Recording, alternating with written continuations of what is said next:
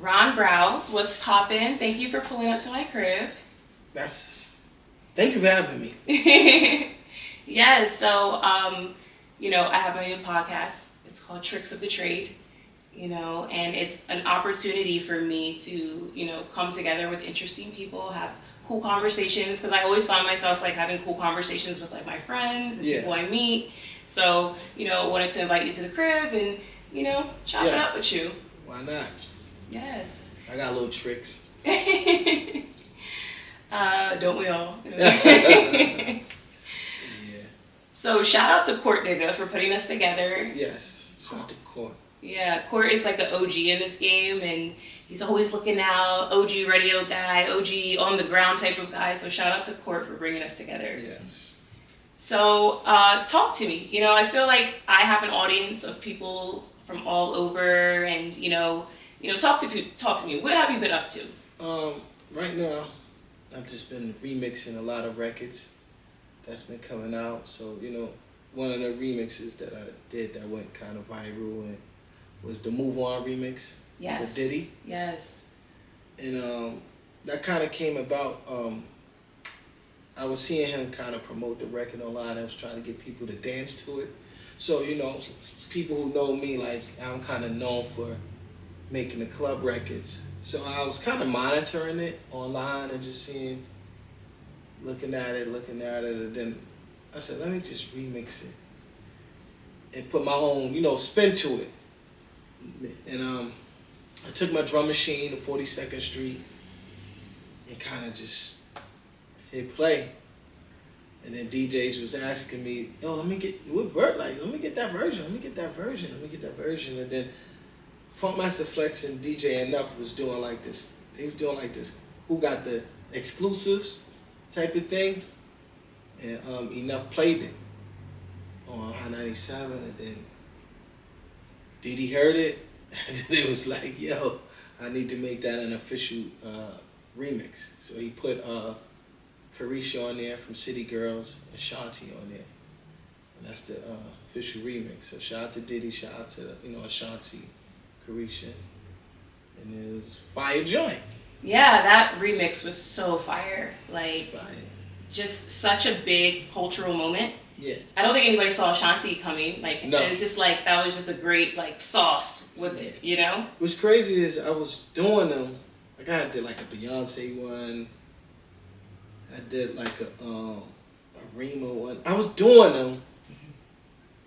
But, I ain't get the official joint. I'm just trying to say that to say, just if you working on something, keep at it. Right. Because it may not be the first one. It may not be the second one. I did like 5 of them. 5 remixes. Before the Move On remix kind of stuck. You know what I'm saying? So you just got to keep doing. I know we in the era of people just wanting things to happen really fast. Mm-hmm. You got to, just keep doing something that if you really believe in it. Right.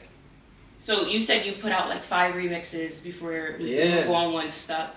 And like, how does that work for you? Like, do you feel like you put out the 5 remixes and you kind of just like let the fans speak for themselves as to which one is their favorite, and it just kind of organically did its like thing? DJs are kind of, look, to really put it in perspective, what I do, like it's a vibe uptown Harlem, right?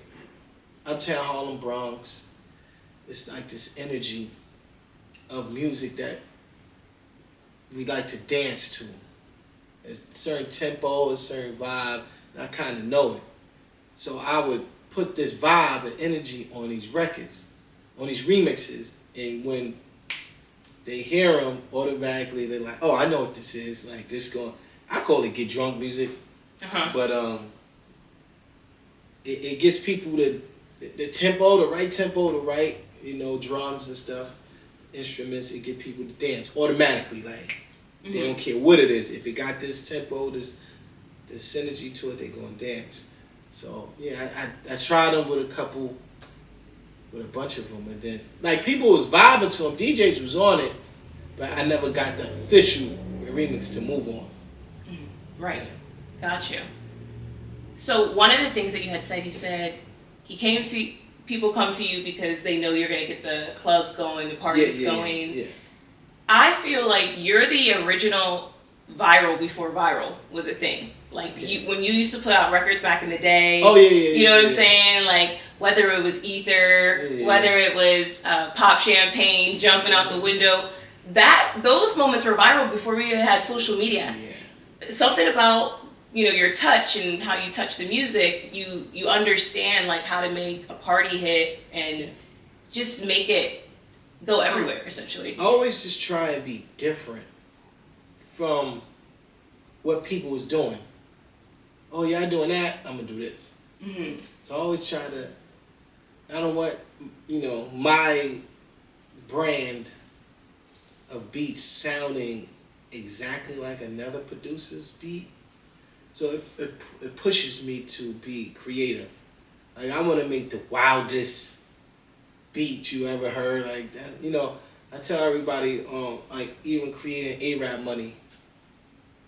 I made it and I thought I put the chorus on there, the A-Rap Money, and I thought it was weird. I'm like, yo, people gonna think I'm crazy if they hear this chorus over this beat. But then right after Pop Champagne, Busta called me, Busta Rhymes. He was like, yo, I need a beat. And then I sent them a bunch of beats. I even put the beat kind of last. And I said, yo, if they hear it, they're going to think I'm bugged out. They're like, what kind of drugs is he on? So, and he called me like, yo, this is the one. This A-Rap Money. What? That's my single. I don't care. Don't give it to nobody. That's the single. I don't know what you're saying. That's it. And it became Busta's single. Mm-hmm. So that was just me pushing the, just to create it, like just to be different than all the producers that was creating records. For sure. Yeah, just being different. So you said, I liked something you said. You said, I don't want to have like the same brand of a producer. If you could describe yourself as a producer, like what would you say? Ron Browz. Browz. Like, is it eclectic that you go for? Like, what is it? Yeah, I like that. I like eclectic? That. Okay. Yeah. I like that. Of club part, like you gonna dance. It's gonna it's feel good. Not necessarily dance, but feel good. Like when I was playing a remix earlier, you heard it, you just start dancing. You probably didn't even know why you were reacting like that. Right. But it's the secret that I know. Okay, so it's a secret that you know. It's like a secret. Like I literally played it on the phone. You heard it. You started dancing to it. Yeah, automatically. Mm-hmm. I know how to do that. So, how do you feel about the way turn up music was back in the day versus now? I feel like what we turn up to has changed a bit. Yeah. But I feel like you're able to catch that frequency. Yes. So like, how do you feel like about the landscape of like how our party turn up music has changed in the club, even currently? It's more. It's weird because now the slower the record is, the more turn up it is. But that's because people. I don't know when it happened. People, it started to be not cool to dance. I was gonna say that was so. That, yeah. I don't know if that's because, more aggressive music came out, an era of like, I want to say not gangster music or whatever, but it became this thing like, nah, you can't dance. Like, I'm gonna look uncool if I dance. Right. So when that happened, the more slower the record was, I could just bop and chill, and then the hookahs became a thing. So now it's just more like, smoke a hookah, I could just bop. Stare at people in the day. Yeah, then the phones. The phones, yeah. Became a thing. So now you could really just be in your own world, listening to music. Thanks. Like that. So before, it wasn't really no phones like that. So you had to really be into what's going on. The music, dancing, watching what's going on in the club. So I fight against that as far as what I do, as far as my production. I just I want you to I'll put my phone down. This beat's crazy. I need to, dance and, have fun. So I fight against that energy of the slow, depressing music. I want you to feel real energetic, like yeah, happy. And, Right. like I see you do it. Like I watch you do it. You ain't know the artist. You ain't know nothing. You just heard the tempo, and the energy of it. So that's a little secret I got. I like that. Yeah. I kind of feel like TikTok is bringing back dancing a little bit. So Yeah, people don't feel the like kids as are dancing. like adults are dancing too, even a bit. Yeah. You've seen adults doing the challenges. Yeah. So I'm seeing a resurgence of dancing coming Yes. When now the stuff like TikTok, where it's kind of like dance based of things that's been going viral is that so me growing up in Harlem also has that effect. Like the Harlem Shake is really big. So from Harlem, so going to the basketball games, seeing people dance at the basketball games, and you see crackheads dancing. If Right. a hot song is on, if they hear a hit from when they was a kid, they dancing. So Harlem has an energy to it of like this fun party vibe. Right. Like two-stepping and who could dance, and so I grew up in that type of energy. So now I could be the soundtrack for it. It's actually dope. Yeah, Be now that I Totally full circle. full circle, like I've got to watch the energy. Now I can be the soundtrack for it. It's kind of dope to see it play out like that. Yeah, it's so interesting. It's like history repeats itself. Yeah. You were talking about like the Harlem Shake was popular and other dances, and like Yeah. you're a part of like that era of like DJ Webstar and like Yes. those sorts, and like dancing was like so Yeah. integral part of music. Yeah. But like even back then, like that's like the original going viral because it's Yes. like one person does the dance and now they want to do the dance Yeah. and think about doing the dance and like it passes on. So it's like back then, you had to see somebody in physical proximity to inspire you to want to start Harlem Shaking. Now people can look at it through their phone and be like, okay, I want to rock with this dance, Yeah. So it's very interesting. They're like similar times. And it might be a cheat code because in my mind, if I'm creating, I have to put people dancing in my mind. Mm-hmm. Be like, oh, yeah. So I don't know if other producers go through that process. Like, and I'm sure some have that, but it's like a mental thing. Like, oh, I can see people dancing to this. Right. Before, when I had to make records for, let's say like a street record for Lloyd Banks or something like that, or G Unit 50 Cent. In my mind, I have to put their voices while I'm creating. Like, oh, this will work for this particular artist. Mm-hmm. So I do that a lot too. Okay, so you're from Harlem. Harlem World. Harlem World. I always say Harlem to the world because I honestly feel like that's where the culture of the world comes from. Yeah. Like there's just so much cultural history in Yes. Harlem.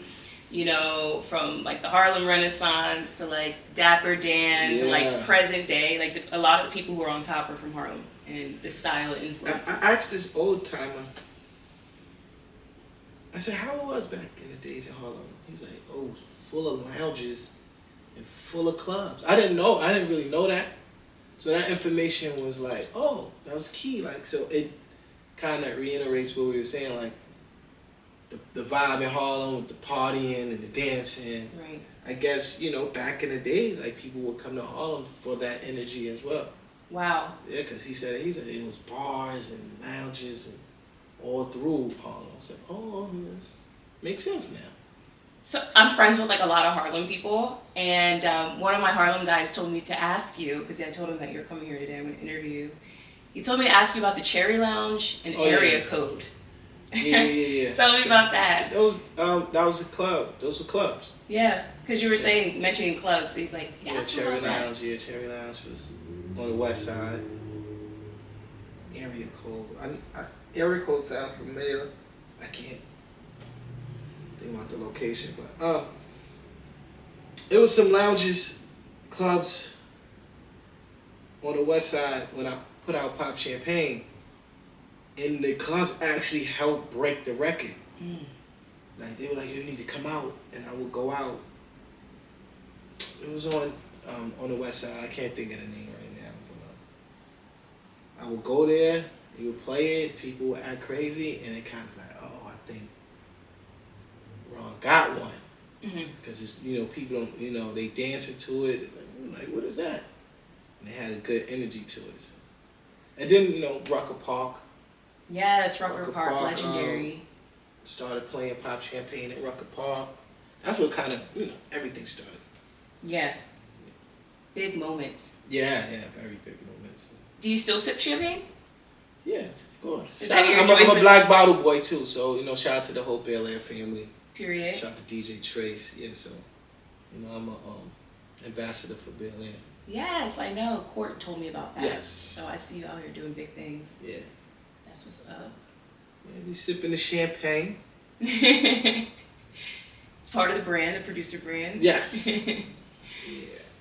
That's so cool, being from Harlem and like coming up in the clubs with your music. And I think song discovery is really interesting to me. Like when I think about like a time before Shazam, a time before, like it probably like, really word of mouth.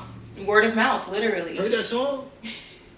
I remember putting Pop Champagne on MySpace.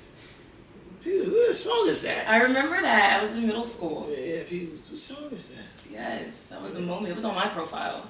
Yeah, it was on a lot of people's profile. MySpace, shout out to MySpace. It definitely helped break Pop Champagne too. There was so many key elements of timing to get things to pop back then. Yes, definitely. MySpace was a really cool avenue. Yes, definitely. There's a lot of people who, came out of that era. Like even Cassie was like MySpace success, and it's just interesting. Maybe I was a MySpace success. No, because if your song went crazy back then, that was like what it was viral now. Yeah. You know what I mean? Yeah. So you knew it if everybody was adding it to their profile. I think I got one. Metrics, like the original metrics. So it's just interesting. I really miss that era though. I was really inspired by that era. Like even though I was a kid back then, I still knew I wanted to do PR and stuff. Oh, okay. So I used to be like on MySpace, and like I remember like that blog era, like Nicole Bitchy and Boss Up, and that era. I just used to think that was the coolest stuff. I couldn't wait to like work in a space like that, and I was aspiring, So interesting times. So much has changed. So much. So I guess, what do you have coming up ahead of you, I have a project coming out called 127. 127 is 127th Street and Lenox Avenue. I kind of grew up over there. And that's where I kind of created a lot of, hit records over there, like Ether, I Whip Your Head Boy for 50 Cent, I created in there. I Get Crazy, Nicki Minaj, I created. So, that was Mama Love Crib on 127th Street. So I took the whole 127th thing and made a project with a lot of artists I work with. Being that it is 50 years of hip hop, It's not like a project that coincides with it. So I got like Jadakiss, Busta Rhymes on there, Raekwon, Diddy on there. Mobb Deep. I got a chance to work with Mobb Deep. Amazing. Rest in peace, Prodigy. Before he passed away, I thought that was like the coolest feature. I'm like, I got a feature with Havoc and Prodigy. Period. Like that was fire. That's fire to me. I'm like, that's like when they sent back the files and stuff like that. I was like, this is fire, I got a record with Mobb Deep. For real. I think that's really cool though that you have a project coming out around the same time as 50 years of hip hop. Yes. And you've been able to see the genre evolve so much, I'm sure. How do you feel about the genre and how it's evolved since, now we're at the paramount of 50 years? I just wish the younger generation do their homework a little bit. That's all. I just wish they did their homework because I know so much hip hop and from producers to like so many artists from West Coast, East Coast, the music styles, um, where records samples come from. You know, like I can hear a record. Oh, that came from Barry White. Mhm. Or that came from James Brown. Like certain records, come on right now, and it's like, some of the generation they don't know where it came from. It's new. Right. It's like you be like, yeah, I don't know. Oh, you don't know this, like you don't know this artist, you don't know that artist. Oh, I don't know that. Like, nah, you gotta just a little bit more education into knowing Yeah, the background. for sure. You gotta know, like, I just, I remember, seeing the KRS Ones around, the D Nices, bumping into Spoonie G was my friend's uncle. But I knew the names, and I knew their contributions. You know what I mean? Yeah. So just being educated in music, I think, people should just take some time. Yeah. Go watch old YouTube videos, songs, and get that, you know what I mean? Mhm. Get that education. I feel like when I was growing up, like I came from that generation, like, my parents, my dad specifically is like so deep into music. Mm-hmm. He came from that era, he was going to Southern University in the 70s, and he's from Boston. He got to see James Brown perform at, the Boston Garden. So when I was growing up, my dad, he has a collection of CDs, like hundreds of CDs in the house, like a cellar of CDs basically. And he would always like play old music in the crib. Like that was always a thing. My dad still to this day, he makes CD mixes. He mails them out to his friends across the country. So I was always being drilled with like good music and just knowing and being informed. So where do you think like that disconnect is like with this current generation? Because it's so important that they are informed about the music. The outlets, I grew up, I used to watch Video Music Box, Rap City, The Basement, BT Soul. And even those would give you like a background about a song. Like if they were premiering it, the artist would sit there and tell you about it. Yeah. Yo, I got this idea from this. We sampled, this, and this how this came about. I was sitting in the studio and somebody played Stephanie Mills, like it, Yeah. That's so real. That's so real. Yeah, the outlets is, so people are just knowing now. I know Drake, that's it, and I'm inspired. Yep. Like, it's, and I feel it's a little lack of soul that's going on right now. We just need some soul. Yeah, I feel that. Soul. Everything's now, I think social media did that. Everything is me. Yes. It made everything me. It's all about me. Yeah. It was me. Even though, you wake up, you have to use it for yourself, but everything is me. Very vain and just. It made me. I don't want to know about nobody else but me. That's it. Yeah. It's about me. That's it. Yeah. I feel like there's a resurgence right now going on of some soul of some sorts, because I feel like R&B is really doing its thing right now. Like, we got the SZAs and the Summer Walkers and Coco Jones. And then I also feel like Afrobeats is also, fire. It's challenging us to just be, dig deeper into that soul, rhythmic, melodic vibe. I think the funny thing when I got the opportunity to go to Africa like 3 times, and I swear I seen it coming. Like I used to be out there and they play the music. I was like, oh, this is kind of fire. And I had a song with me and Buster called "I Promise." And shout out to my man Don J. Don J came to the studio. He was like, "Yo, Ron, he was kind of like the first that played with that frequency like that." I said, "Yeah, I know." But so when I was in Africa hearing them records and stuff, I knew it was just a matter of time for, to get their shine. Yeah. You know what I mean? For sure.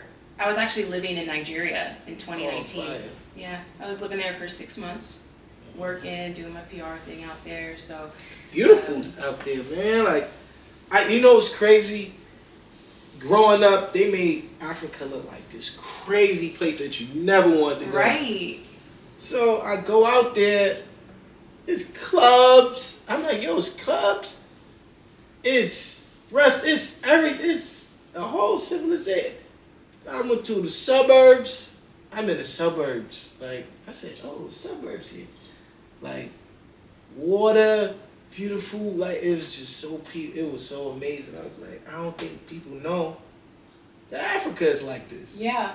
Because they only show you one thing. So, I was like, yo, take me to the village. They was like, why you want to go to the village? Like, why you don't show people how amazing we live out here? I was like, yeah, you're right.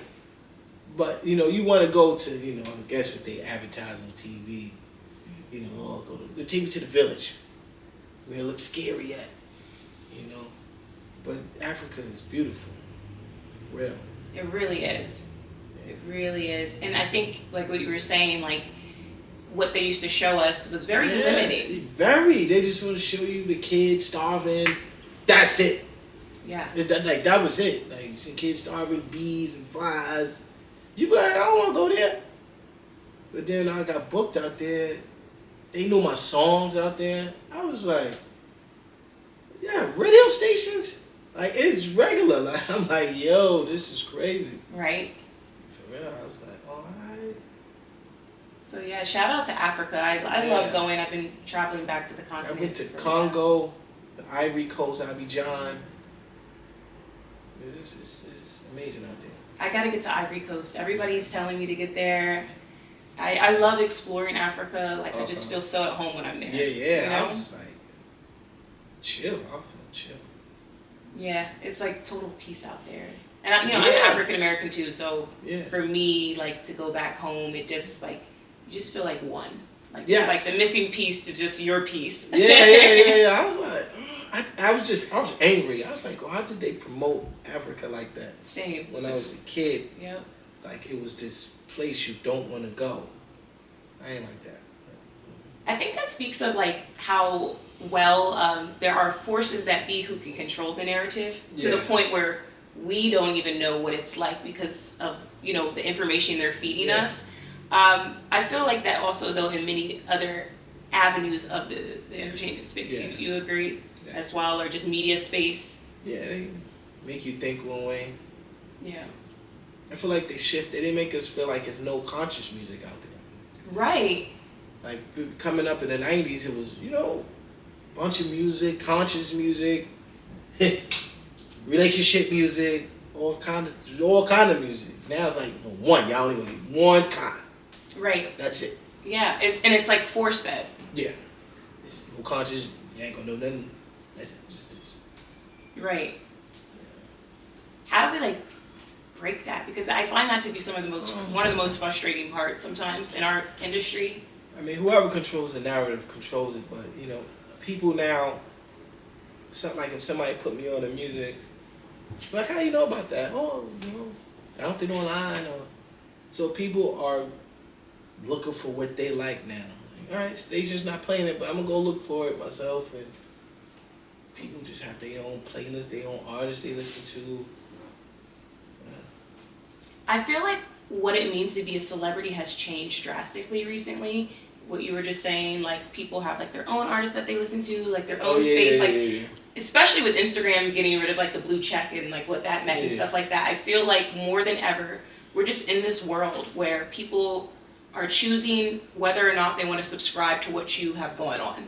Yeah. You know, buying into, like, what you have specifically. It's not necessarily, you know, co-signed by a badge or force-fed. You can discover it on your own based off of your likes. Like, do you feel like what it means to be a celebrity has kind of, like, changed? Yeah, it'd be like, I'd be hearing people, like my peers, and they have kids, and they're like, oh yeah, my kid's going to see this person. I'd be like, who is that? Oh, YouTube star. I'm like, oh, I've never heard of the person, but, you know, so people are, I like this person, and this person is a celebrity to me. This person is a celebrity to me, yeah. A&Ring kind of went out the window, like talent scouting kind of went out the window. It's like if you turn the camera on, you have a chance at the spotlight. Figure it out. Yep. Yeah. Yeah, people follow different people.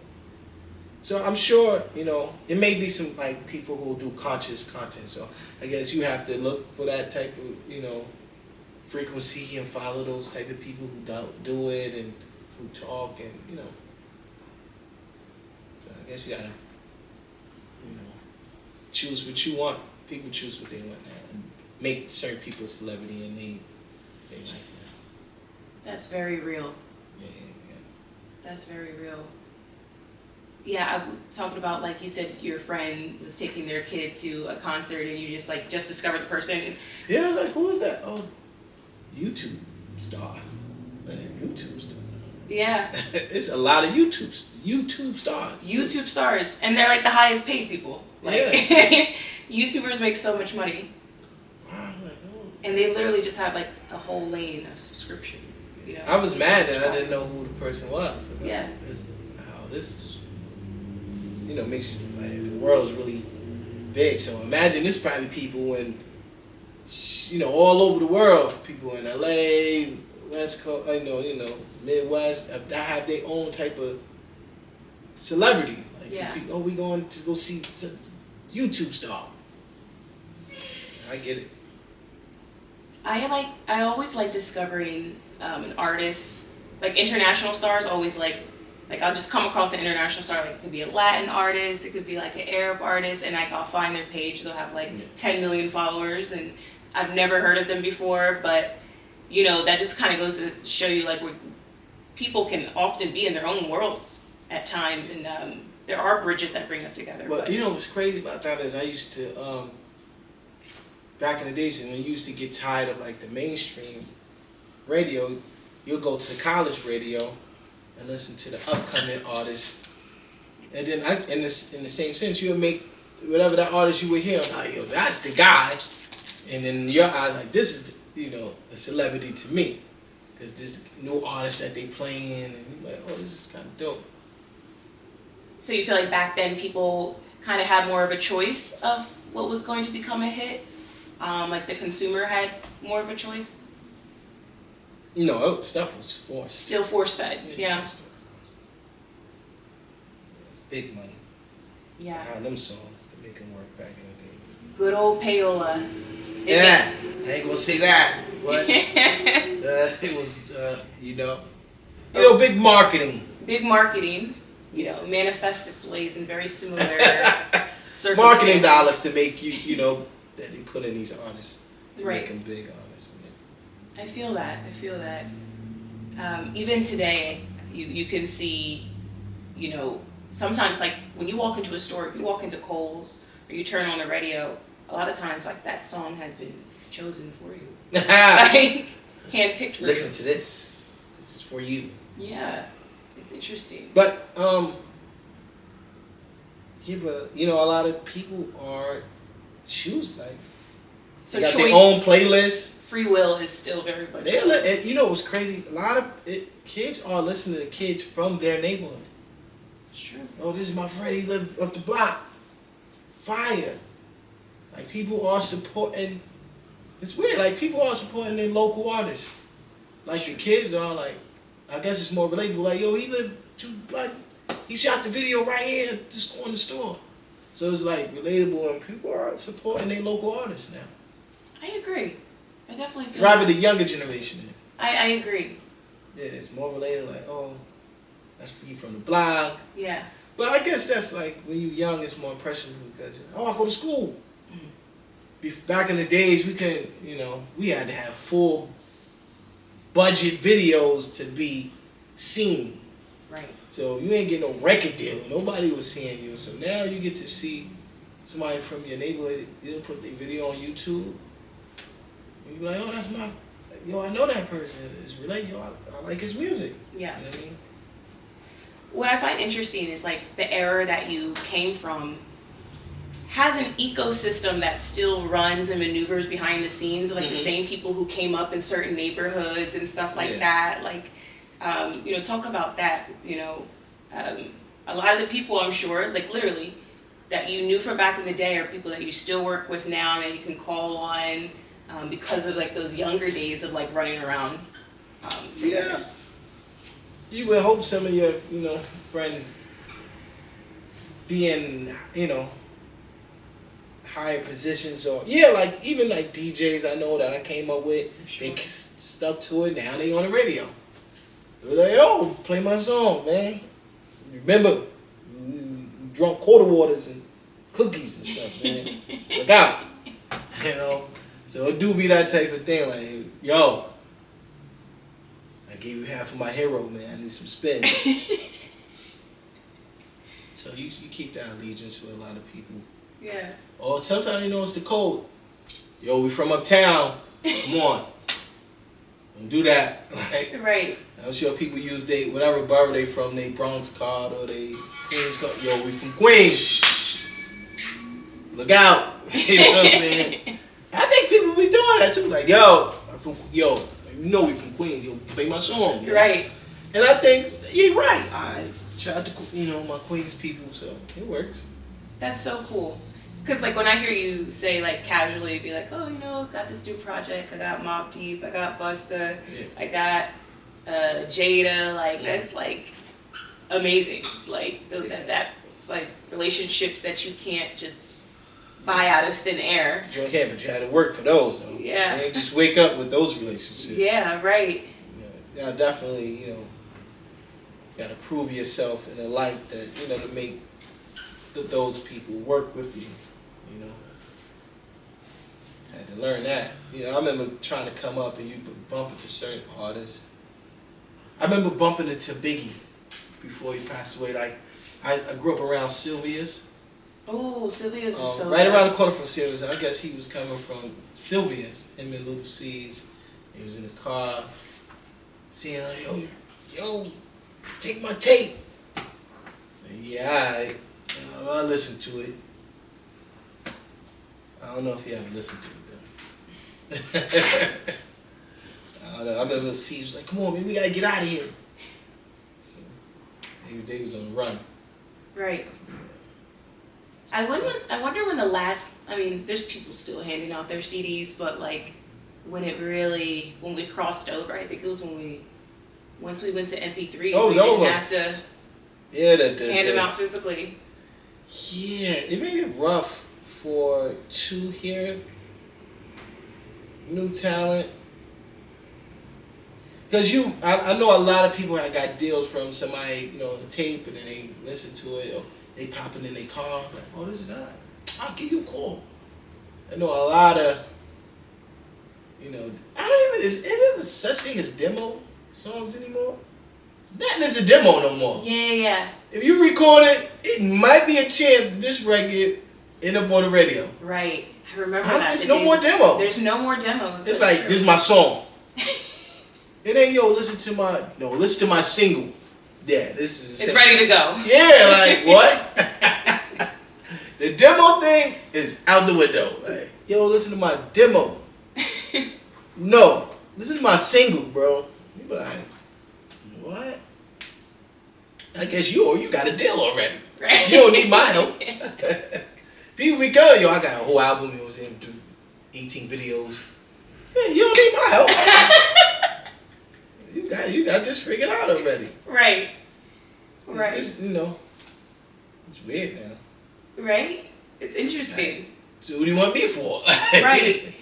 You got your own beats, your videos, YouTube, you got your viewers, you're good to go. I think the leverage for an artist is like way better now. Because if you own and control your channels and you gather these fans and followers, then you're like more leveraged to a label than anything. Yeah. Like you are your own commodity, I guess. It's still a business though. Yeah. That's the only thing I see people, it's the business part and moving a certain way, handling, things. As doing the music is the easy part. That's why I said 10% music, 90% business. Anybody could make a song. I'm watching people doing that. I go in the studio, it's my first time. Listen to my song. I'm like, what? So then it's what's after that. How you market yourself, how do you get yourself out there, how do you get it, how do you navigate in the business now? Yeah. And then it rewinds, it's based on those relationships who he split the hero with. Right. I want me to get my man to see if he play your joint. I grew up with him, so that's a lot of that comes into play as well. So real. Even myself, I celebrated 10 years in the game last year. Okay. 10 years doing PR, but I've been going since I was a kid, and majority of people that I do business with present day are people that I've just known for years. It's just easy that way. Like, Yeah. no new friends a little bit. I invite new friends, but, to make the wheels turn, like, I don't feel like it's about knowing a million people, I always said. It's always about just knowing a few people who can do a couple different things and just, like, building and maintaining those relationships. Not spreading yourself thin, like really just building and maintaining it with people, like, over the years. But sometimes I believe in that, but sometimes I feel like you can get ridiculed for that. Like, nah, I just mess with friends. Come on, you have to open your energy up and go on to meet new people, and but sometimes you be like, nah, I just rather deal with people I know. I'm telling you, COVID put me onto that. Because COVID had me in the house, and I'm just like, I can actually navigate and operate right from here. Yeah. Based off of all the people that I know. Yeah. Trying to put these contacts to work. You know what I'm saying? Like, that really makes you sit in the crib and think. You're like, what am I going outside for? like there needs to be a bag outside. Like, COVID, I put out an album during COVID. I was shooting videos. I was doing everything. Creatively, what was going through your mind during COVID? Nothing stopped. It's like, what they say, when you're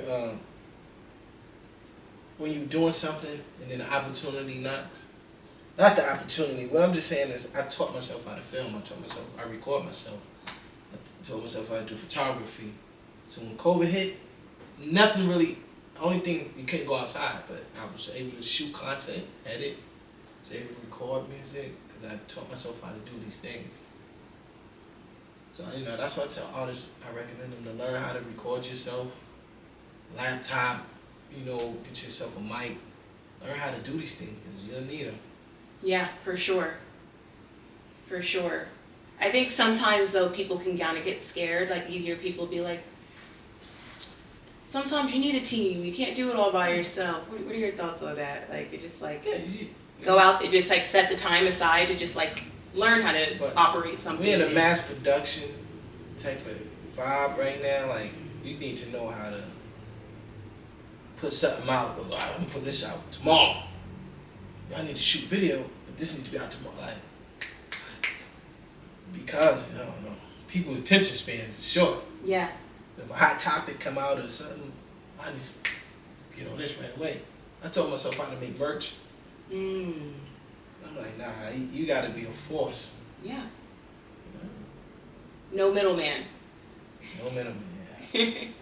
So, what do you have coming up over the next couple of weeks? Where can fans find you at?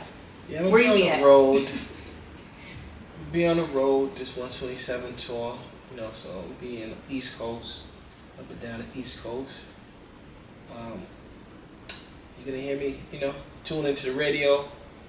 I just did another remix for the Act Bad. Okay. Diddy, Fabulous, City Girls.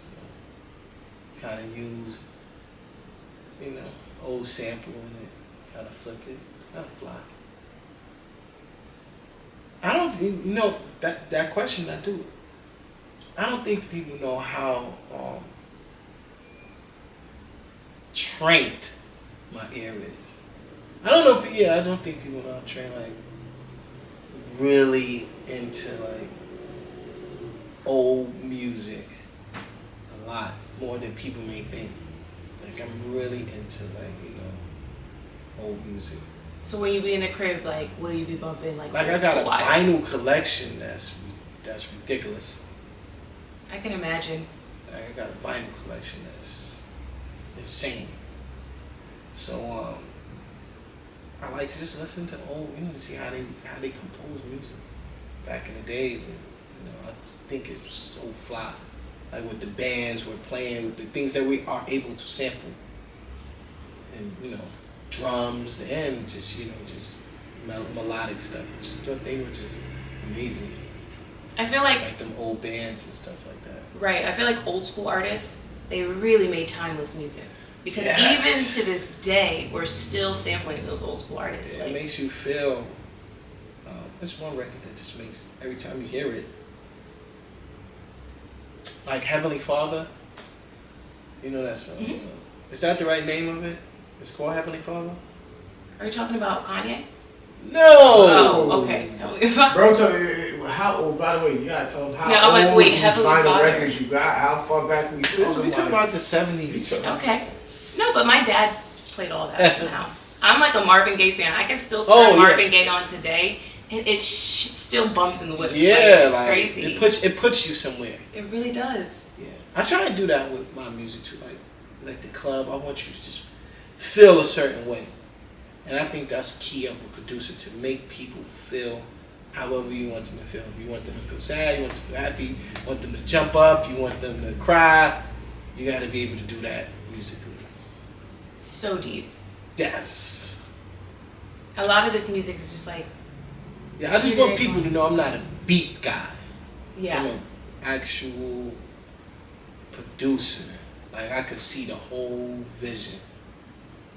I can just see it, and I know how to make people react through music. Yeah. So I don't, people probably think beat guy. No. Yeah. How is it like that happy medium? Like, do you you'll hand like records over to artists and like kind of put a little melody on it or write a little something? I'm over that though. I'm just. You don't even have to do at that. At this point, I want artists to come sit with me and vibe with me, get to know me. No homo, but pause. Get to know me, pause. Cause when you vibing with an artist, y'all feeding off each other. First I send it to you, you in your day, you probably arguing with your girlfriend or something. Right. You half listening to it. You might commit passive on a hit record like that. Whereas if I'm in the studio with you, yo, do this. Hey, yo, I hear this. Like I hear something like, oh, you right. And make magic, boom. That's honestly the best way to make music. You're not like a send and receive guy. Like for me, first of all, it's hard when you do send and receive. Like just to keep the creative energy going and waiting on a vocal. It's nothing like organically doing it in the studio together. Yeah, you say to me, you probably have a pre-perception of me, right? And I sit down and talk to you, you be like, oh, yeah, cool. Like that happens a lot. Like people will have a oh, I think he's like this. Then when I sit down and talk, oh, yo, you man, cool. Or I say that about somebody, oh, yo, I thought such and such was crazy. Man. It's cool, Yeah. Like people I got to, meet like 50 Cent. And, people have their percent off 50 cool. Nas is cool. Shout out to Remy Ma. And everybody think Remy is, cool. So, people have perceptions, but until you sit down. So I feel like that in music too. Like, if more artists sit down with the producer more, they might get more out of it. Versus me just sending you a beat and you can't hear it the way you're supposed to hear it. Very well said. I agree. Yeah.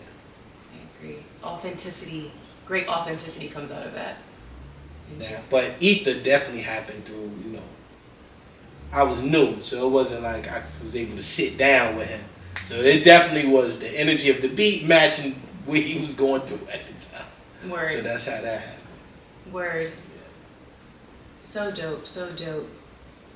So, how does it feel, to go, like you said, you was like you were new. You didn't have the opportunity to like sit in with him and do that. Yeah.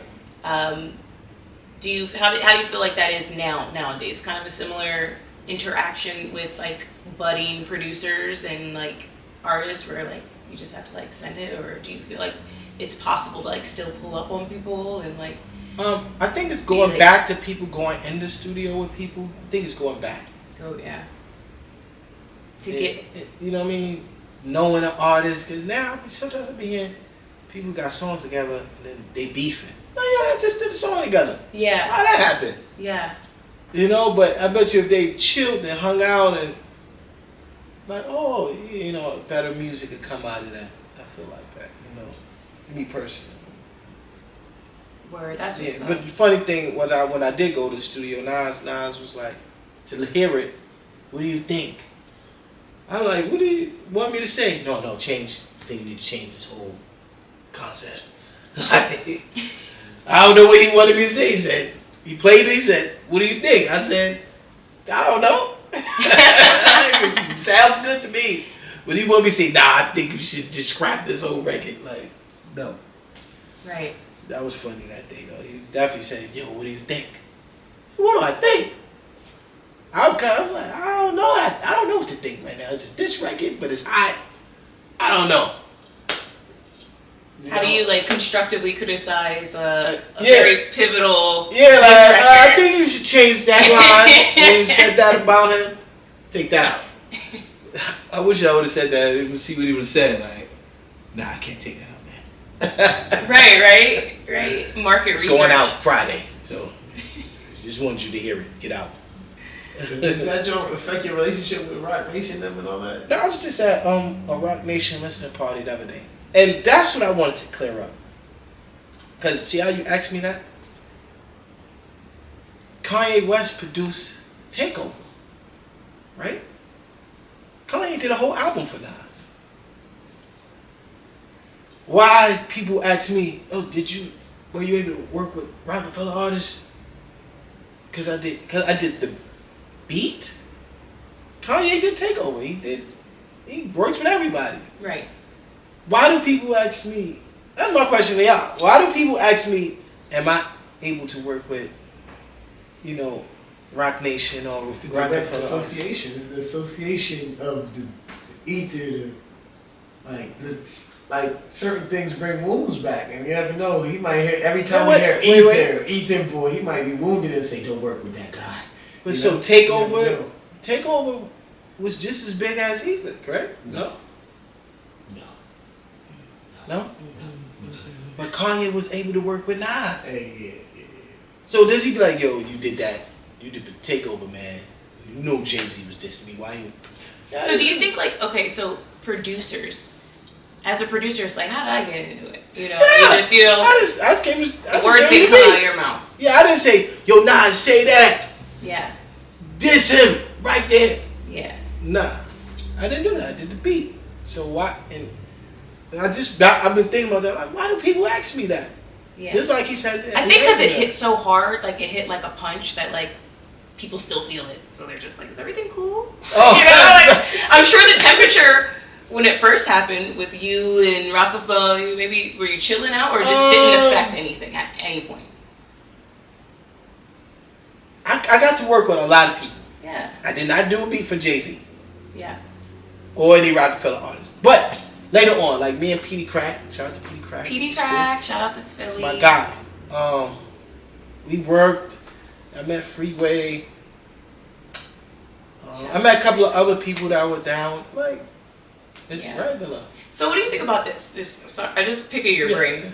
So like, there's like, you know, this culture in the industry that like people don't want to work with snitches and stuff like that, and like artists disassociating with certain artists just because, you know, maybe they're accused of snitching. Do you feel like producers, like, is that like, do they be thinking about that? Like, do they? So, you know what it is? It's a frequency. So if I'm online with you, I take on kind of like the stuff that you got going on.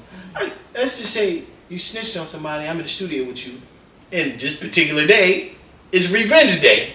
Right. And I'm hanging with you. Right. You know what I mean? Now, or you on live, oh, Ron is in there with you, you snitch. Ron, you creep. Now I'm getting on your heat. Yeah, Ron, you're just sitting there beat making. I'm just kidding. Yeah, this is like, yo, F him too. He making the beat in there with you. You snitch. You're like, hey, I'm just the beat guy. Like, I think that means more than any diss track. Like, I think that like the yeah, snitch. so I it's the affiliation. Yeah. Hey, yo, let's go downstairs, get something to eat. All right. And what happens? Today is revenge day, and I'm with you. Well, you go get something to eat, and these guys or whatever who you snitched on wants to retaliate this day. Now, by default, I'm a part of it.